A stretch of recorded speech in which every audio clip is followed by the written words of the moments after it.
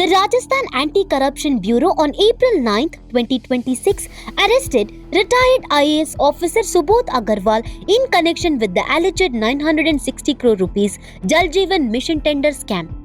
The arrest was made in Delhi, where he had been absconding after an arrest warrant was issued.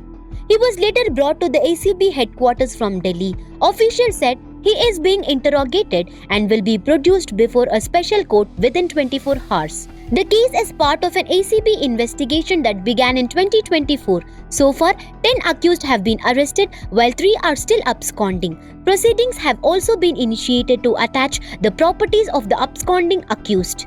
Subodh Agarwal was serving as Additional Chief Secretary in the Public Health Engineering Department when the alleged irregularities took place.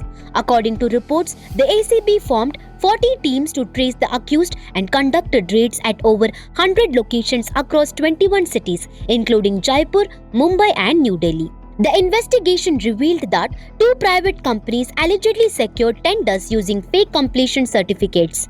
Despite this, no action was taken by the concerned authorities, and contracts worth 960 crore rupees were awarded, benefiting certain companies. The probe also uncovered fake billing, financial irregularities and multiple violations in the tender process. The case was registered in 2024 after a detailed investigation.